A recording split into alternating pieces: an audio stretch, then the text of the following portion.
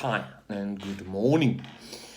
I've been doing these little tutorials to try and assist you in your practice sessions. They're only about 5-6 minutes each, just to try and set you up and to do some practicing for you.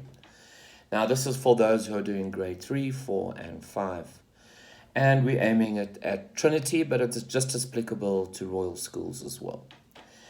Your scales by now are all 2 octaves. And I think you've got used to that 2 octaves. The most difficult, of course, doing them together. Contramotion by now should be easy, barring the ones that you don't know yet. And there was a wrong note there, I know. Okay, so what I want to say is when you approach your scales, at every practice session you should do 2 scales. One major and its relative. And I know this has not been done because sometimes when you come to a lesson, I ask you to play me a remote scale we haven't done for a while. You go, oh yes, I remember it. It shouldn't be a case of remembering. Scales should now be automatic. Just as you play C major scale really without thinking, all of them should be that way. All of them should be known very well. And why are scales so important? It is the backbone of your playing. So when you get to practice your scales, I would suggest starting at C major, your starting point. So let's just say it's C major, our starting point. Right hand first. Not too fast. Every note distinct and clear and perfectly in time. No sudden speeding up or anything like that. Once that's done, we then do what's called similar motion.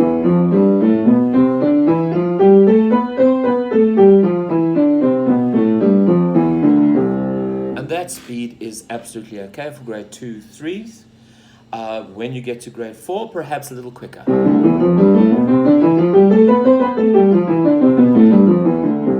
And of course, the higher you go, the quicker they should get. Then we should also have a contramotion for all the scales you're doing.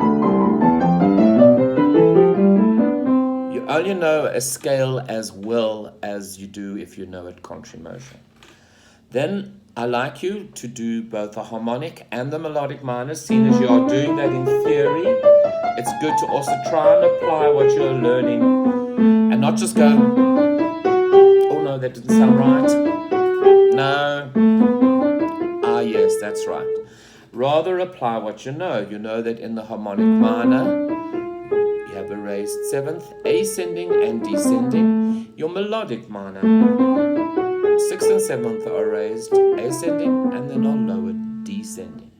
And you can work out all your scales if you know that, just by the way.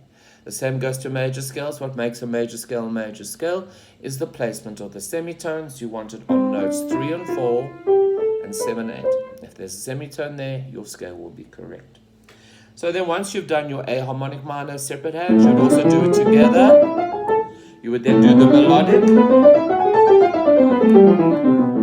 And of course, contramotion. You don't have to do the melodic contramotion. From there, choose C and A to do your chromatic scales. So again, right hand first. Make sure the fingering, of course, is correct. A lot of you do this at the beginning, and it's very untidy. You need to be a little bit neater, perfectly in time. The tone, beautiful. You notice, of course, there's no flapping like a fish. That's not needed at all.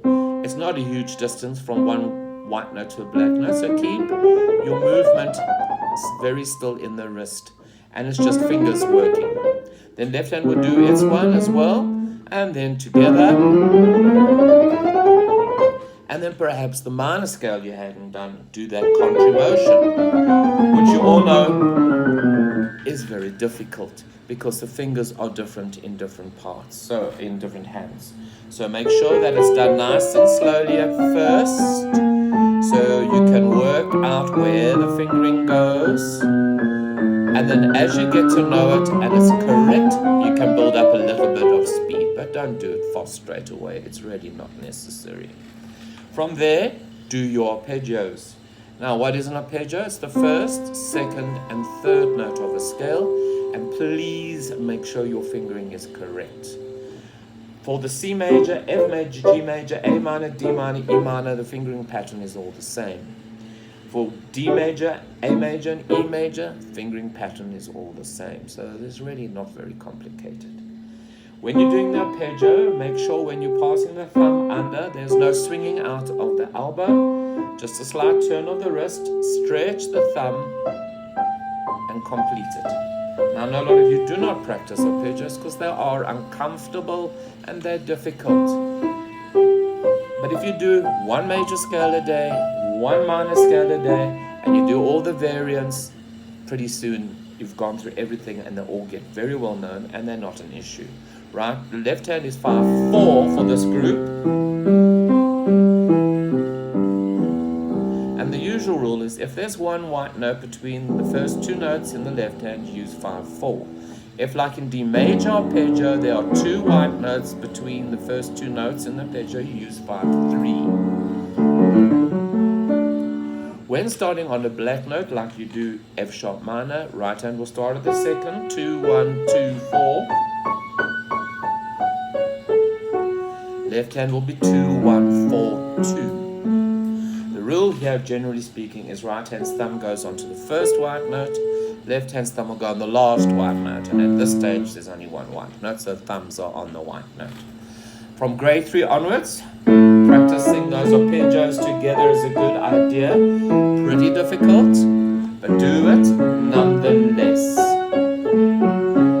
And for a bit of fun, you can actually try and do it contra motion as well. Okay, so that's pretty short. I'm not going to go longer than that because it takes too long to upload. Make sure you do 2 scales a day, every day, one major and its relative minor, and you work through the circle like that constantly. Think of the notes as well, and don't forget your warm-ups. Okay, we'll chat soon.